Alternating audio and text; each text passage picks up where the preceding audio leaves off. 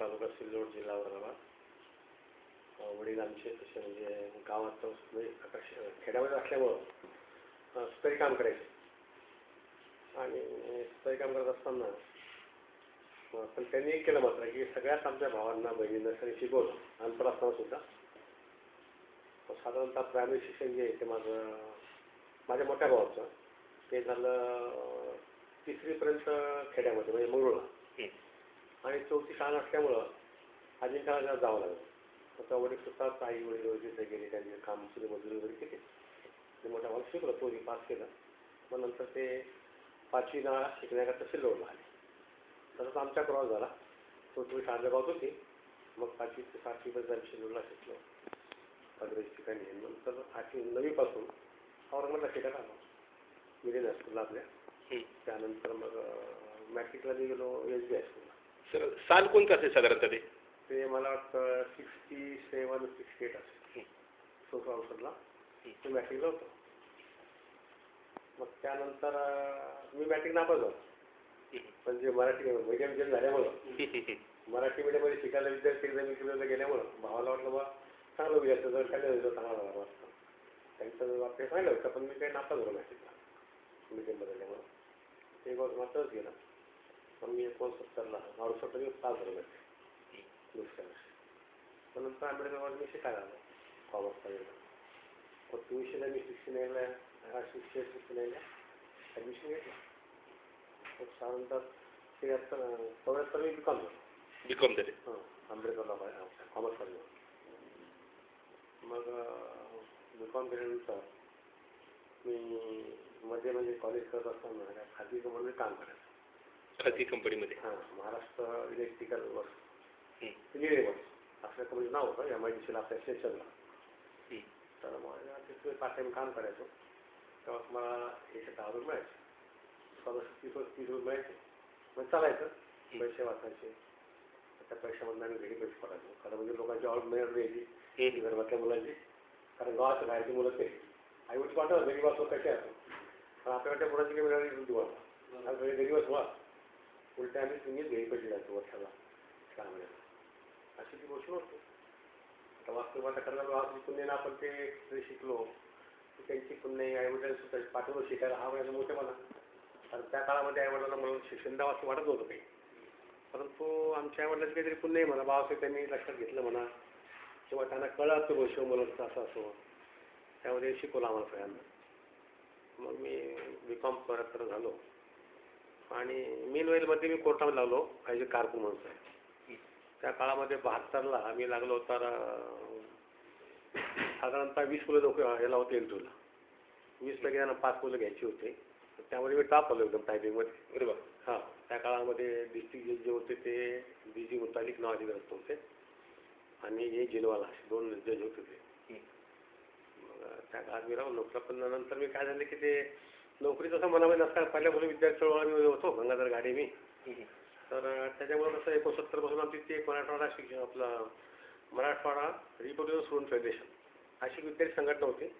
त्याच्यामध्ये गाडे मी राम गायकवाड रामभाऊ बागडे नागपूरचा पारखे आपला अमरावतीचा असे सगळे विद्यार्थ्यांनी काम करायचं. मग त्यानंतर मी म्हणजे तो पिंड असल्यामुळं मला काही नोकरीमध्ये रस्ता वाटत नव्हता. पण परिस्थितीमध्ये नोकरी केली मी 1.5 वर्ष 2 वर्ष. नंतर मी रिझाईन केलं. नोकरी सोडली मी. राजीनामा दिला. मग मी पॅन्थरमध्ये सक्रिय झालो. पण ते पॅन्थरमध्ये बघितलं मी तर पुढे सगळं त्याच्यामध्ये पुन्हा ग्रुप आंबेडकरवादी मार्क्सवादी आमकेवादी सगळं बघितलं मी. मग त्यात ते मला काही जीव लागला नाही. त्या काळामध्ये त्या भांडणामध्ये नागपूरला एक कॉन्फरन्स झालं होतं. परीक्षा झाली होती पॅन्थरची. त्या परिषदेमध्ये किंवा त्या अधिवेशनाला बोलू आपण इथून औरंगाबादमध्ये सगळ्यात मराठवाड्यामध्ये सगळे विद्यार्थी मुलं शिकायला यायचे ना महाराष्ट्रामधले. तिथून आम्ही कमीत कमी त्या काळामध्ये कमीत कमी 2000 विद्यार्थी गेलो होतो. कोणतं साला नागपूरला ते 75 ते वर्षांतर पॅन्थर स्थापन झाली द्वारा करलं आणि 75-76च्या दरम्यान काळामध्ये होता. तर ते वातावरण चांगलंच होतं. पण नंतर याच्यामध्ये मग हे आंबेडकरवादी हे आमकेवादी हे मार्क्सवादी असं म्हणल्यामुळे मग आम्ही त्यांचं सोडून दिलं. त्या प्रश्न येत आहे याच्यात राहते असं नाही. त्यानंतर मग मी 75ला 74ला विद्यापीठामध्ये निवडणुका निघाल्या ग्रेडच्या आधी सभेच्या मेंबरच्या. मग त्या काळामध्ये मी फॉर्म भरला नाही म्हणून. त्या काळात कसं होतं की विद्यार्थी आपल्या विद्यार्थ्याचा ग्रेड झाला, BA झाला, BCom झाला, BC झाला की त्याचं ऑटोमॅटिक मतदार यादीमध्ये नाव यायचं. फॉर्म भरायची गरज पडत नव्हती. तेव्हा आमचं नाव ते यादीमध्ये येऊन गेलं. आम्हाला काही कल्पना नव्हती. पण माझे एक मित्र होते विद्यापीठामध्ये, माझ्या भावाचे मित्र मेहरा नावाचे. ते माझ्याकडे ते म्हणले बोर्डे तुम ग्रेजुएट है और ये इलेक्शन है यूनिवर्सिटी में, तुम चुन के आ सकते हैं, रिजर्व जगह है और आपकी पहचान भी अच्छी है. तर म्हणून मी अर्ज भरला मी उमेदवारीचा भरला आणि वर्गात 4 लोक उभे होते. पण मी सगळ्यात टॉपमध्ये म्हणजे सगळ्यात जास्त मध्ये येऊन आलो 1974. हो. नंतर मी एक्झिक्युटिव्हमध्ये पण गेलो. आपण तेव्हा एक्झिक्युटिव्हमध्ये जागा रिझर्व नव्हती SC करता. पण एका ग्रुपने मला पाथरीकर ग्रुप त्या लोकांनी मला थोडंसं असं लिफ्ट दिली की बाबा समाजामध्ये जर म्हटलं दलितामध्ये माझा कुठे चांगला माणूस आहे, मग याला आपण लिफ्ट का देऊ नये. मग त्यांनी मला उभं केलं. बरोबर. वसंत काळे, गंगाधर पाथरीकर, विजय पाथरीकर. मग मी म्हणजे सगळ्या मताने मिळवलो एक्झिक्युटिव्हमध्ये सुद्धा. अधिक मताने म्हणजे मला निवडून येण्याकरता पाहिजे होते, प्रत्येक माणसाला मतं पाहिजे होती निवडून येण्याकरता. साधा 18 मतं पाहिजे होती. पण मला पहिल्यावर 22 मतं पडले. अरे वा. म्हणजे 4 मतं एकटीच झाली मला. नेक्स्ट टाइम जेव्हा 6 वर्षांपूर्वी वर आलो मी तेव्हा 22 मतं पाहिजे होती, तर मला 24 पडली. 2 टर्म म्हणजे 2 टर्म उगले 12 वर्षाच्या. तर दोन्ही मला खूप मतं पडली अशी. म्हणजे राऊंड घ्यायची मला गरज नाही पडली. उलट माझी ज्या इलेक्शनमध्ये दुसरे काम आहे. बरं, हा जो काळ आहे 73-74चा, या काळामध्ये आपल्या मिलिंद परिसरामध्ये विद्यार्थ्यांची शिष्यवृत्ती वाढ चळवळ चालू आहे. होतो ना तेव्हा. आता मग त्याच्याबद्दल सांगा थोडं. त्या काळामध्ये सरस्वतीला जे ते आंदोलन सुरू झालं तेव्हा युक्रांचे डॉक्टर कुमार सत्पर्शीने कार्यक्रम सुरू केला होता खरं म्हणजे. पण त्यात आपले पॅन्थरच्या लोकांनी नंतर त्याची लुडबुड केली ती गोष्ट वेगळी. पण खरं त्याच्यामध्ये जे खरा जो म्हणजे वाटा आहे तो युक्रांच्या लोकांचा. म्हणजे कुमार सत्पर्शी वगैरे त्या काळामधले, मग वसंत काळे असतील किंवा काय ती काही जे लोक असतील आपला प्रवीण वाघ वगैरे, हे सगळे लोक त्या काळातले ऍक्टिव्ह होते. मग त्यांचं हे पाहून मला गाडी पण म्हणला माझं काय करायचं आपण मला आपल्याकडनं करता येतं पण का नाही उसवलं गरीब विद्यार्थ्याकरता ते शिष्यवृत्तीकरता भागता सगळ्या करता आपण त्यांनी थोडंसं हे केलं होतं असं म्हणजे बघायची भूमिका. मला नाही आपण सगळं झालं पाहिजे. पण त्याला मी सवय झालो आंदोलनामध्ये. जवळपास 1.5 महिन्याचे आंदोलन चाललं. हो जवळ 1.5 महिने. आणि मग ते सक्सेस झालं. स्कॉलरशिप वाढली. मला नाईक साहेब होते वसंतराव नाईक मुख्यमंत्री. त्या काळातली गोष्ट आहे. तो ग्रस्त पण चांगला होता. हे होती विद्यार्थ्याला सहानुभूती होती, अनुभव होता असं. पण नंतर मी एक्झिक्युटिव्ह झालो विद्यापीठामध्ये सिरियस. मग नंतर ते मग बराच अनुभव आला मला. म्हणजे प्रत्येक कमिटीवर, मग ते सिलेक्शन कमिटीवर, त्याच्यानंतर तुमच्या ॲडमिनिस्ट्रेशनवर, त्याच्यानंतर बऱ्याच एवढ्या टक्के असं एक 64 कमिटी, त्यानंतर 64 म्हणजे शिक्षक लोक जे असतात ते त्यांना एक्झामिनर म्हणून अपॉइंटमेंट करायचं, परीक्षक म्हणून वगैरे असं.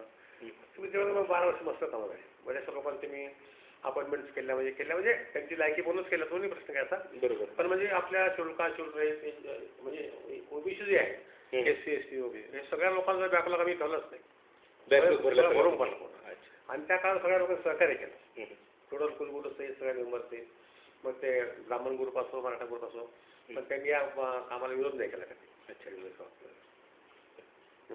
मग पुढे ही शिक्षण संस्था मग पुढे काय झालं की मी 74 ते म्हणजे 87 पर्यंत मी विद्यापीठात मेंबर होतो. 1975 87 म्हणजे 12 वर्ष. 12 वर्षाकडे काळ गेल्यामुळं थोडंसं शिक्षणाविषयी थोडंसं आपल्याला अशी हे झाली म्हणजे निर्माण झाली. आणि आपण विचार केला की या बाबासाहेब कॅम्पसवर शिकलो आपण, आणि ते शिकल्यानंतर आपला म्हणजे आपल्या या वयानुसार आपण खूप मोठी प्रगती वाचमुळे केली. आपण त्या विद्यापीठामध्ये आपण एक्झिक्युटिव्ह मेंबर झालो, काही जोक नाही. बरोबर. त्या माणूस जर बघितलं जातो. तुम्ही पहिलेच मेंबर होते का? पहिलाच मेंबर म्हणजे निवडून येणार ओपन जागेवर 12 वर्ष टर्म पूर्ण 12 वर्ष टर्म करणार, 6 वर्ष 2 टर्म. बरेचसे काम झाले लोकांचे, आपला आनंद झाला तो. आणि मग मला म्हणता असं आहे की आपण एखादा संस्था काय काढू नये की आपण शिकलो सवरलो त्यांच्यामुळे मोठं झालो आपण. मग मी संत कबीर नावाची शिक्षण संस्था काढली. त्या काळात त्यांनी बरेचसे ग्राम बसलो होतो असे तर मग त्याचं झालं अशा की राजकीय पुढाऱ्याचं नाव नको नको असं बऱ्याच त्याच्या झाल्या. मग शेवटी ठरलं की आपण असं करू कुठल्याही राजकीय पुढाऱ्याचं नाव घ्यायचं आहे. मग संत कबीरांचं आपण नाव घेऊ. एक महान संत होता, खूप मोठा संत, त्याला फक्त मानवधर्म माहिती होता, बाकी धर्माला त्यांनी असं दिली नाही, मानवधर्म मानला आणि मग बाबासाहेबांनी त्यांना गुरु मानलं कबीरांना. बरोबर तेच नाव का देऊ नये म्हणून संत कबीर शिक्षण संस्थेचं नाव दिलं आणि 1987 पासून आम्ही या कामकाजाला सुरुवात केली. मग यशवंत केलं मी 1975 अच्छा. पण कार्यक्रम काही केलाच नाही. तिकडे विद्यापीठात गेलो, मग तिकडे सगळं काम गेलो, 12 वर्ष असेच गेले. मग ते समजा मग या कामाला सुरुवात केली. मग मला 1987 पहिलं हायस्कूल भेटलं, संत कबीर हायस्कूल नावाने, लक्षातवाडीला. मग त्यानंतर आपले 5-6 हायस्कूल आहेत, ज्युनियर कॉलेज आहे, सिनियर कॉलेज आहे, 2 मुलांची तिकडे आहे, 3 मुलीची तिकडे आहे. असं बरंचसं आता व्याप वाढले लागला काय संस्थेचा. म्हणजे बरंचसं आपण त्यामुळे आपल्या ऐकणीमध्ये जेवढं पाहिजे केला. मधल्या काळामध्ये सर तुम्ही BSP कडे पण BSP मध्ये गेलो होतो आम्ही. उमेदवार पण होते मला वाटतं. उमेदवार होते BSPचा खासदारकीचा. ते झालं कसं की आता आपल्या महाराष्ट्रामध्ये बघतो आपण की बाबासाहेबांच्या वेळेला हे लोक मारक आहेत सगळे. टोटल महाराष्ट्र बोललं ना की मारक आहेत, ते पूरक नाहीत. आता बघितलं आपण आपल्या वयाच्या काळामध्ये आपल्या त्या पक्षामध्ये एवढे ग्रुप महाराष्ट्रामध्ये ते 10 माणसं एकत्र 4 माणसं एकत्र आले. माधव बोडे अध्यक्ष, राऊत सेक्रेटरी, म्हणजे स्वघोषित. ते अखिल भारतीय RPIचे अध्यक्ष सगळे. इतके पक्ष झाले की 36 जिल्हे आहेत महाराष्ट्रामध्ये, किंवा कमी असतील तेव्हा, आणि पक्ष 40. बरोबर. काम कुठं करायचं.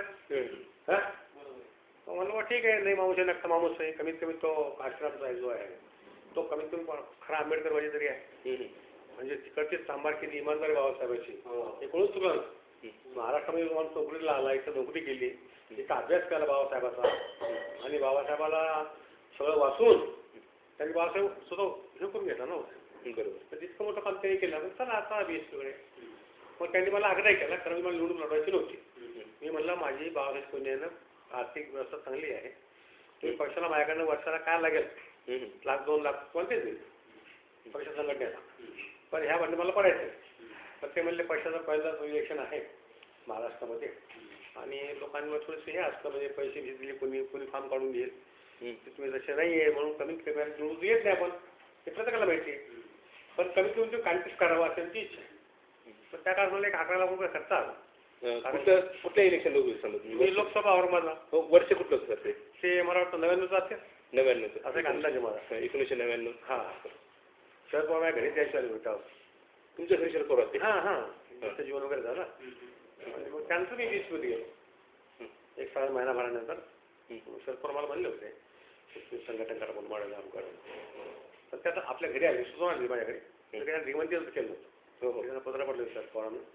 आणि त्यांचे पत्र वाचले वगैरे, त्यांना वाटलं असं काही मला आला तर विचारला, पण त्यांनी कुठलाही वेळा न घेता ते घरी आले आपल्या सगळ्या कार्यक्रम. त्यांनी काय म्हणले का BSP जाऊ नका वगैरे काय? नाही असं विषयच नव्हता ना. कारण त्या दिवशी त्यांचं काँग्रेस सोडलं. दुसऱ्या दिवशी काँग्रेस सुटलं. त्यामुळे काही प्रश्न निघाला नाही ना काही. कारण शरद पवारशी माझ्याकडे बोलले ना, ते राष्ट्रीय काँग्रेसवर 40 मिनिटं बोलले आपल्याकडे. हो का? 500 लोक पण नव्हते. नुसता बाबूचा प्लॅन आहे ना, तिथले लोक खुर्च्याच करा फक्त 2 दिवशी खुर्च्या. अच्छा. पण ते राष्ट्रीय काँग्रेस बोलले पूर्ण, फार चांगलं बोलला. जेवले खूप चांगले. मला तुम्हाला सुद्धा झाला की म्हणजे इतकं मनसोक्त म्हणाली. जसं माझा भूक असेल ना, उपाशी माणूस अंगात जेवतो, तसे पवार चांगलं म्हणजे मनसोक्त जेवले. आणि असं कोणी जेवण माझा आनंद होतो, त्याच्यावर कोणी हात घेतला असं जेवायचं नाही, अशी गोष्ट फार चांगलं जेवले ते. आणि बोलले खूप चांगलं. आता ते विद्यार्थी शिष्यवृत्ती वाढचं जे आंदोलन होतं, त्याचं स्वरूप काय होतं? विद्यार्थी म्हणजे पिरियड करत नव्हते का, मोर्चे करायचे, निदर्शन करायचे? नाही असं काही नव्हतं. विद्यार्थी अभ्यास करायचे, तो प्रश्नच नाही करता. त्या काळातले जे विद्यार्थी होते 1969 म्हणजे आमच्या काळातले, ते विद्यार्थी बिलकुल कॉलेज करणार म्हणजे करणार. पण तसं तर महागाई होते ना. बरोबर. आणि जरुरी आहे ती. त्याच्यामुळे ते जरुरी जगणं मुश्किल होतं. गरीबी खूप असल्यामुळं एका गावामध्ये 6 पोरायचे. बेगमपुरा, जयसिंगपुरा, तिथं म्हशी राहायच्या, गाई राहायच्या, तिथं पोर राहायचे आपले. म्हणजे त्या काळामध्ये विद्यार्थी वर्गात गेले असं कधी झालं नाही. प्रत्येक विद्यार्थी बिलकुल कॉलेजला जाणार झाला. आणि संघटना खूप चांगल्या होत्या, विद्यार्थ्यांना कळत होता. तेव्हा ग्रुपबाजी नव्हती, काही नव्हती. आणि प्रश्न चांगला होता ना स्कॉलरशिप. आता तुम्ही दलित पॅन्थरमध्ये काम केलं. हो. दलित पॅन्थर संघटनेचं सगळ्यात महत्त्वाचं वैशिष्ट्य म्हणजे ते जिथं अन्याय अत्याचार होईल हो तिथं सगळ्यात पहिले धावून जायचे. हो हे सगळ्यात मोठं काम पॅन्थरचं आहे. केलं. तर तुम्हीही त्यावेळेला गेले असेल त्याच्यासोबत बऱ्याच ठिकाणी. हो मी आपलं हे गाव आहे ना आपलं, काय त्या गावाचं नाव आपलं किनगाव. आता फुलंब्री तालुका, तेव्हा शिरोळ तालुका किंवा औरंगाबाद तालुका असं, आता फुलंब्रीमध्ये आहे. तेव्हा आपला हरतून पंडा काय हात कार्य आपला याच लग्न होतं हरतून पंडा काय, तर त्याला गावात मिळून दिलं नाही. म्हणजे काय मिरवणूक दिली त्याला, मिरवणूक देत होते गावामध्ये. कारण काय? आता ती गावाची प्रथा असेल किंवा दलित माणसाला किंवा मुद्द्याच्या नवरदेवाला विसू जाऊ द्यायचं, दिशून जाऊ द्यायचं. मग ते आठ उरला, मग बऱ्याच भाकरी झाल्या, मग काही लोकांना मारलं आपल्या. हो मग ते अक्षरशः म्हणजे मारलं डोकं वगैरे फुटले लोकांचे. हा सगळं मार झालं ना, गेलं नाही कोणी पण मारा झाला सगळं बराचसा. आता कुठचं वर्ष कोणतं असेल समजा ते मला वाटतं अंदाज 74-75 त्यांचा स्थापन झालं आणि मला 6 महिन्यावर समजा. मग आम्ही गंगाधर गाडी आम्ही एक ट्रक केली. त्या ट्रकमध्ये आम्ही कमीत कमी 50-60 पोरं घेतली. सगळे चांगले पोरं, सगळे कॉलेज तरुण पोरं. छोटा पोरगा पाटील नावाचा कसा एकदम छोटा पोरगा, म्हणजे उंचीने लहान होता, तुझे विद्यार्थी छोटा असतात ना, तर तो पाटील नावाचा एक पोरगा होता. गंगाधर गाडी मी गेलो मोटरसायकल जावं होती गावात. अच्छा जावा मोटरसायकल किंवा त्यांनी मिळते त्यांनी माझी माहीत नाही, पण आम्ही दोघं मोटरसायकलवर आणि ट्रकमध्ये माणसं होती. आम्ही त्या गावात जेव्हा गेलो तेव्हा बऱ्याचशा बायका त्या विहिरीवरनं पाणी काढत. मग आमची ट्रक जेव्हा गावात घुसली की मग बोल दलितचा हल्ला बोल, पॅन्थर जिंदाबाद असे जेव्हा होणं सुरू केले आम्ही, तर जनरली गावातल्या सगळ्या लोकांनी घरं आतून लावून घेतली. हा आणि या बायका जेव्हा त्या बिचाऱ्या पाणी काढणाऱ्या हे घाबरल्या. यांनी ते पाणी ठेवले, बकेटी आत सोडून दिल्या, ज्या वरच्या वर जायच्या खाली गेल्या त्या आपण घाबरून गेल्या. पण आम्ही गावामध्ये कोणत्या माणसाला मारलं नाही, फक्त घोषणाबाजी केली. आणि ग्रामपंचायत ऑफिस बंद उघड होतं, तिथं आम्ही गेलो. तिथून होता चपराशी. त्याला विचारलं मी काय झालं काय साहेब, मला काय माहिती नाही, मी इथलं चपराशी वगैरे आहे.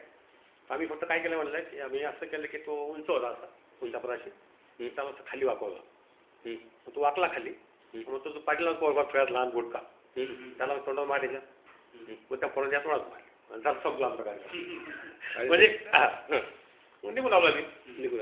मग नंतर मला वाटतं पोलिसला पण इन्फॉर्मेशन मिळालं, पण तेव्हा असं पोलीसच्या गाड्या कुणीकडनं आल्या माहिती नाही, पण आम्हाला की रस्त्याने गाड्या भेटायला नाही भेटल्या. नाही, आमचे पोरं आम्ही सरळ ऑलमार्टला मस्त पोहोचलो सुकून, अटक वगैरे काहीच नाही. मग त्यानंतर काय झालं की आपल्या विद्यार्थ्यांनी सुरू केलं. ते शेनगावची गाडी बस आली, आपल्या कलेक्टर ऑफिस समोर थांबली आणि त्याच्या पुतळ्यापाशी. तेव्हा पुतळा नव्हता, तिथे वडापाशी. माणसं बसून उतरले, कोणा गावी बाबा शेनगावचे किती द्यायची ठेव मारायचे कसे की एक जिद्द म्हणून म्हणजे राग, 2 तोडा मारल्या का तुम्ही कुठले मग नंतर का किंगल नाव घेत होते लोक. नाव घ्यायला का लोक झाले. तेव्हा जो कार्यक्रम बाहेर झाला होता आणि खरं टेरर होतं, पण आता ते असं लोकांच्या ग्रुपबाजीमुळे हे महत्वाचं काम पॅन्थरनं केलेलं आहे, हे मानव लागेल. केलं काय केलं आजही करत होती, पण आता शक्य नाही, कारण आपल्याकडे दोन कोरोना असताना जी बाकी लोकांना बाकी पक्षाची आहे त्यांना फोन न फाडणं, त्यांना गटबाजी करायची, पण समाजात वाईट आहे.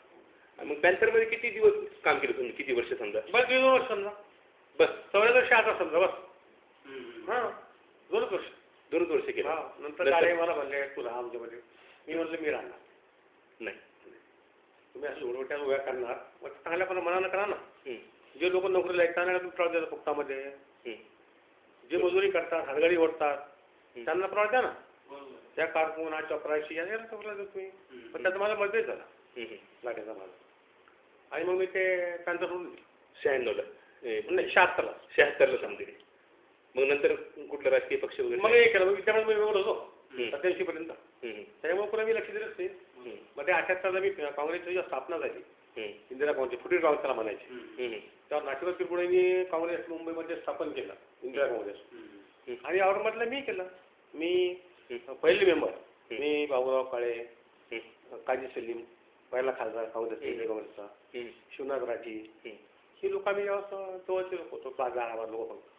मग नंतर जेव्हा बाबूराव काळे काँग्रेसमध्ये आले, इंदिरा काँग्रेसमध्ये, तेव्हा थोडा ग्रुप यांचा सोबत आला.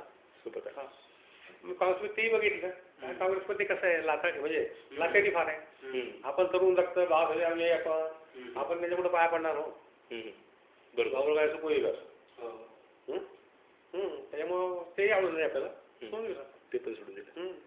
नंतर मग सामाजिक आणि शैक्षणिकच काम. एवढंच काम. आज आपण तेच करतो. मध्ये बीसीमध्ये गेलो मी, बीसी सुद्धा मी बघितलं की बीसी जी माणसं आहेत ना, म्हणजे कसं असतं की तुमचा हे जो असतो म्हणजे मेन ज्याला म्हणून आपण सैन्याचा, तो चांगला असेल, पण सैनिक बदमाश आहेत ना, तो काय करत असतो, सेनापती काय करणार, मायावती चांगली असली, सगळ्या चांगल्या असल्या, खूप म्हणजे खूप मोठी बाई कशी मला लागली, इंग्रजांची बरोबरची बाई आहे काय, त्याबद्दल काही बोलतात म्हणजे आज किती पंतप्रधान व्हायला बसली पाहिजे, काय जोक आहे का, होईलच ती. महाराष्ट्रामध्ये मला एक महानिवड येत नाही, जी MLA एवढी संख्या असताना आज त्यांची किती लोक आमदार आहेत काय सांगा तुम्हाला, तर ती म्हणत आज नव्हत्या त्याला बाळासाहेब आहेत आणि होईलच, काय प्रॉब्लेम येतो. पण त्या लोकांची बाबू बघितली मी, तिथल्या त्यांच्या जे त्यांचे असतात ना, ते कोणते लोक असतात प्रभारी समजा, प्रभारी पार्टीचे, तर त्यांची बाबू बरोबर नाही की इथल्या महाराजांना हे समजतात म्हणजे युजलेस म्हणजे वाया गेले लोक, ते चूक आहे ना. प्रश्न असा आहे की जर महाराष्ट्रामध्ये 12% आहेत, बरोबर, म्हणून महाराज अध्यक्ष पाहिजे इथला, जसं युपीमध्ये तांबार जास्त आहे, ते तांबाराचा अध्यक्ष पाहिजे. म्हणून तुम्ही काय करायचं, जात ग्रहण करा आणि मग आपली सुरुवातीला जी जात जास्त असेल त्याला तुम्ही प्रभारी करा, त्याला अध्यक्ष करा. पण त्यांनी असं या पद्धतीने राजकारण सुरू केलं ते आपल्याला काही पटलं नाही, तर म्हणलं नको आपल्याला. कारण मला कुठल्या संघटनेत काम करताना मी असे काही लालसा केली नाही की आपल्याला हे भेटले पाहिजे, ते भेटलं पाहिजे, तर आपल्या भाव खूप तेव्हा गरज नाही पडली कधी. बरोबर. त्याच्यामुळे ते आता नको वाटतं राजकारण, गरज आहे काही नाही आपल्याला. तुम्ही धार्मिक स्वरूपाचं काम पण केलेलं आहे बऱ्याचदा, बुद्ध विहार निर्मिती बऱ्याच ठिकाणी म्हणजे इथलं बुद्ध विहार बऱ्याच बऱ्याच ठिकाणी. म्हणजे आपला तो हे आहे छंद म्हणून आपण की बाबासाहेब आपण धर्माचं काम करायला वेळ नाही आपल्याकडे, पण कमीत कमी धर्माचं काम जे चालतं त्या वेळांमध्ये त्याला मान्य करता मध्ये काय वाईट आहे. 22 प्रतिज्ञा अभियानाला पूर्णपणे आर्थिक समर्थन तुम्ही दिलं होतं आणि मोठा कार्यक्रम झाला कॉलेजमध्ये. अगदी खरं, पूर्ण मी केलं होतं. महाराष्ट्रभर करा म्हणलं आपण करू चांगल्या मला प्रॉब्लेम नाही काय. आता परवा पण मी आता वामनदास कर्नाटकांचं बाबासाहेब एवढं मोठं सरस्वती केलं भारतभर, त्यांचा पुतळा माझ्या वतीनं मी बसवतो इथं आता वामनदास कर्नाटकांचा. हो, त्या आपल्या नंदन कॉलनीमध्ये जागा फायनल झाली. आपलं नगरसेवक काय यांचं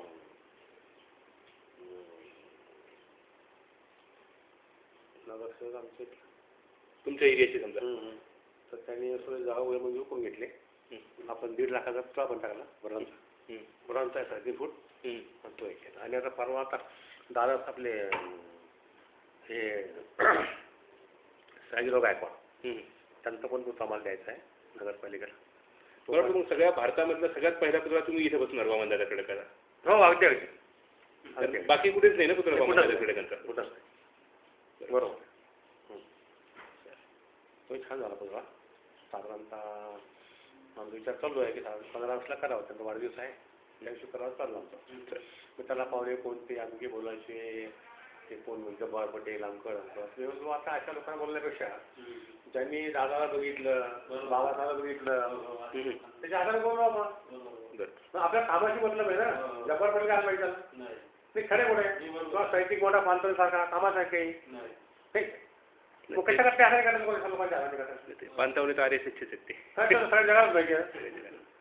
कशा करायला लोकांना पाहिजे का भाऊ काही करायला नाही त्याला विशेष थांबले काय हे सोबत होता स्वतःच होऊ शकत नाही. बरोबर चांगलं जगत नाही, समाजात त्यांचं झालं हे नाही काही आपलं साहित्यामध्ये आपलं त्यांच्या हे ठीक आहे. साहित्यामध्ये किती मोठं प्रकार त्यात दुःख सुटतं आनंद आहे मला मोठे वाटतो.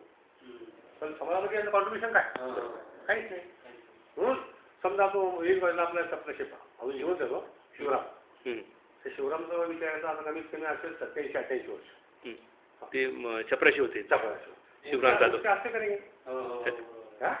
खरे बोलायचं योगदान आहे माझं म्हणजे नोकरी केली असेल हो पण निर्माण त्यांनी केली ना असं आहे ना. तुम्ही अनेक गरीब विद्यार्थ्यांना स्वतःकडे ठेवून शिक्षण दिलेलं आहे असं मला माहिती आहे. हो बरोबर कारण आपली खुश होती म्हणजे आई होती आता एक मुलगा ना पाटील माझा मुलगा होता माझ्याकडे उद्योग पाहिजे बँकेत आहे ना तो तर किंवा मला स्वयंपाक करायचा मला जेवण द्यायचा आणि मी त्या पोटात झोपलो होतो तो आहे बरीच विद्यार्थी आहे पण ते कसं असतं आपण काय केलं चांगला आपल्याला बरोबर पण आपण बऱ्याच लोकांना होती खूप विद्यार्थ्यांना होती खूप म्हणजे खूप ते बाबा पुण्य समजा